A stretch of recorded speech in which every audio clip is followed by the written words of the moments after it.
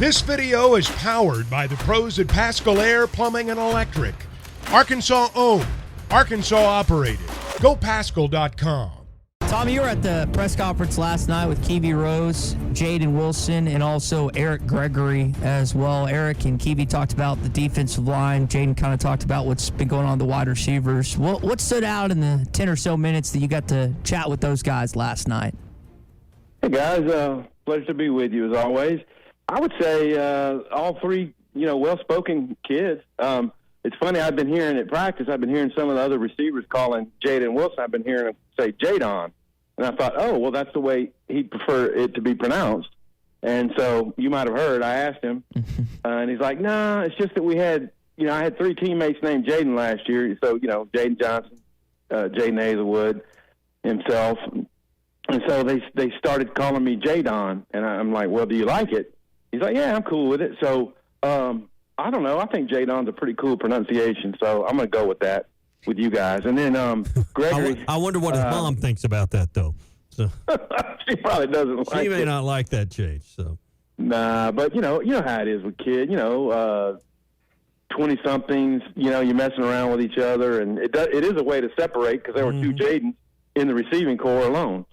So, but from the defensive tackle standpoint, Kiwi Rose, very well-spoken kid, went to my alma mater, Louisiana Tech, and he just talked about how he liked joining a veteran group, and it is a super veteran. There's a lot of seniors, Gregory and Zach Williams, fifth-year guys, and there's going to be a lot of rotation at both spots. We've never seen anything like it, and I'm really looking forward to see how it plays out on the field when you're rotating, the Tank Bookers and the Kiwi Roses, Eric Gregory's, Cam Ball, and Torian Carter. They haven't had 5 D linemen, D tackles of that size and, experience in forever that I've been covering this team. And I was good. You started this, 2007? You jumped over from AL.com to here? Is that right? Or is it 08? I'm going to call it the Mobile Register, Ty, instead of AL.com. Okay. So, but yeah, it was combined. Okay. Yeah. So about that time period, Tom, I need you to set the record straight because sometimes we overhype the offseason and what we hear and what we see. Is this the deepest defensive line since you've been covering the team at Arkansas? That's an easy answer, yes. And I don't even know if it's close. I mean, there's been others that had a rotation of 3 or 4, but you might have seen some drop-off in the fourth guy. And here they fully believe they can go 5 and maybe even 6. I mean, you're talking about a guy like Marcus Miller who's been around for a long time, hasn't contributed a lot, but he certainly, is a veteran with experience and that kind of thing, who might be your 6th. So, and then you're talking about Nico DeValle, who he's had practices where he's been, hard to block, unblockable, and he is behind a litany of guys, I would think, Trajan Jeffcoat and Zach Williams, Jashad Stewart, John Morgan, at that position. And I'd like to see Nico get really quality time, and I think he's going to have a chance this year. So any concerns with the offensive line coming out of the scrimmages? Is it maybe we're leaning too hard there because of the quality of the defensive line? What's your thoughts on the offensive line, and how is this deep defensive line help prepare them for the season? Yeah, my best estimation, Tommy, is that it's just a combo. That they're going against the deepest front they've ever been practicing against, and there's at least a quality starting point with Latham and Limmer. But when you hear Sam Pittman talk up the potential for Devin Manuel and Patrick Kudus and Andrew Chamblee, you feel like he knows O-line play and that they're going to get better as the season progresses.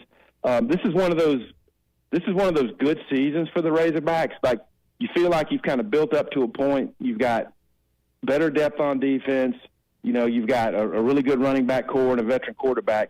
When you can start with 3 consecutive home games, you're not starting with like Cincinnati at home, or you don't have an SEC opener on the road within the first few games like they had at Auburn a few years ago, and so on. You get to build up. You get to play guys like Devin Manuel and Kudus and Chamblee at tackle and see how they stack up and where they need to improve when you get to Game 3 against BYU and then you get to Game 4 at LSU. So I don't know. It just seems to me like the opening part of the schedule is conducive to playing younger guys and seeing what the depth of your linebacker looks like, seeing what your safety core looks like, and then you get into the meat of it, and then it turns tough really fast. So who gets the nod at tackle if you had to get? I know we still got 11 days, but is it going to be Devin Manuel, who's missed some practices, or is it Chamblee, who stood in his place, or does it really matter? Maybe we focus too much on who's out there on the first play of the game. Well, that's a tough call for me because Manuel had the concussion, and then I think he's dealing with a little ankle right now. And so Chamblee's gotten a lot of work with the ones, and it may be, an honor deal where Chamblee did what he needed to do, and you start him, and then Manuel's ready to go. I suppose that I'm not thinking that they're going to rotate, on any kind of series-by-series basis with those two because it's important to have the bond with Latham at left guard and whoever's flanking you at tight end or what have you. But I don't know. I think they're both going to get playing time, and it would be cool if Chamblee could start near his hometown in Little Rock in game one, but I don't think it's any kind of guarantee. I mean, Manuel's there after spring for a reason, and to start camp, he was there as a starter for a reason. Let me just ask you real quick, right guard, who do you think has nailed that down? We've spent so much time on Latham and Limmer kind of at center and left. Who do you think is going to nail down the right guard slot? Tough question. I think, between Braun and Crawford, you got two guys who I think they feel confident with. In fact, Dan Enos, who's the last guy we talked to O-line about, somewhere around like last Thursday, said that they're really confident in their first five, and they're starting to gain a lot of confidence in their next five. And I know a measure of that is coach speak, talking them up, building confidence, and that's kind of a Sam Pittman and staff staple is talking guys up. So we don't hear a lot of negativity about, man, we're weak, we don't have enough depth here or there. But I think Crawford and Braun, those two guys, have had enough playing time or veterans enough that they could do for you. And maybe even do to the point of being a plus. Braun's got plenty of work at Florida in his past. So between those two, and like Emarion Harris, there's some guys who can go inside and out. They're building up a little bit of depth there. We just haven't seen these guys take on a lot of reps yet. Talking with Tom Murphy of the Arkansas Democrat-Gazette and Whole Hog Sports on the McLarty Daniel hotline. Tom, the wide receiver position is something we've touched on a few times this morning. I think it's going to be Armstrong, Tesla, and then either Satania, Stevens, or Wilson in the slot. Based on what Pittman said on Saturday, who do you think is going to end up starting and playing significant minutes in that first game? Yeah, those five are in your rotation. Bakke would have been in there, as a sixth, and maybe a starter. But I do feel like the way we see Armstrong deployed and Tesla as well, they look to be starters. Titania was with the ones yesterday in the slot. And we've actually seen Stevens moving out and playing wide a lot, a good bit more lately. And in talking to Jaden Wilson about it, they're basically interchangeable, but they are different positions. And so Wilson's been in the slot a little bit more recently. So I think those five, let's see. Broden, maybe? I think what's that? Tyron Broden, maybe, be the sixth. Oh, yeah, I'm sorry. I left him out. Broden, he's even gotten some run with the ones, and KJ threw passes to him in the scrimmage the other day. So I think adding Broden to the five you mentioned, I think that's the top six in your rotation. And then they're going to travel with either three or four more, and those are guys who are going to have to get work on special teams and the like. Now, you brought up an interesting point about kind of easing in from a physicality standpoint from Western Carolina to Kent State to getting ready for BYU, which is not going to be a walk in the park, I think, and then taking an LSU game 4. Parallel that to last year when you had Cincinnati game 1, an SEC team in South Carolina in game 2. What are the advantages / disadvantages for how Arkansas opens up the schedule this year relative to what it was last year, Tom? Yeah, good question. And the advantages are what I spoke of a moment ago, that, you should get out to a lead on Western Carolina, and we should see Jacoby Criswell playing against Western Carolina, and we should see backup O-linemen. We should see a healthy rotation at safety, and I think it goes without saying there's going to be rotation at tackle and end on defense.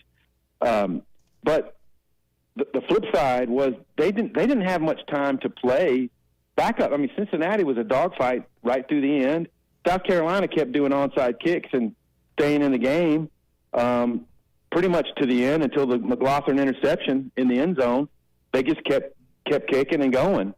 And then Missouri State, you feel like, okay, some backups might get a chance here. But Petrino and that scheme jumped on them, and they didn't get to go to backups much in Game 3. So you go through the course of a season, and guys that you want to try out throw into the fire, you didn't get a chance. And in this situation, same with Kent State in Week 2, backups should get opportunities, and then you'll know, okay, are we going to play them, hold them out, and then play them in the bowl game for Game 5 and try to redshirt these kids, or are they going to be part of our rotation? Yeah. Speaking of advantages, sounds like when Arkansas can get across the 50 and ease inside the 40, got a good weapon with Cam Little to put at least 3 on the board. That may affect play calling. It may affect offensive design because it sounds like Arkansas once again is going to have someone they can rely on as they did last year with Little. Sam Pittman's really been, you talk about talking up a player, he's been talking up Cam Little's accuracy in the first couple of scrimmages. He really has. And then when we talked to Cam, he talked about keeping his ball on a straighter line for longer and what it takes, mechanically to get that. And he says what separates NFL kickers are these guys have the leg strength, but they also keep their ball on a line better. They don't start waffling, they don't have a lot of movement in their kicks. And what a weapon it is. I'd like to see them with an array of 50 to 55-yard field goals this year. If you get stopped on the 40, the defense is thinking, okay, we have a good shot at shutting them out on this series. But if your guy drills a 55-yard field goal, or I guess it would be 53 from the 40, then that's an advantage. You're probably starting the other team deeper on their possession, and you got 3 points out of the deal. Arkansas did not maximize its field goal opportunities.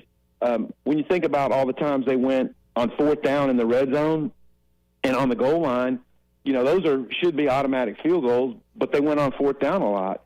And it was a difference, in my opinion, in several of their games. And perhaps this year, I know they're going to be more willing to go on 4th downs, but I think if they get stalled on the 42, quite often they'll call for the field goal unit. Will Max Fletcher be the punter, and who is going to win the punt return job?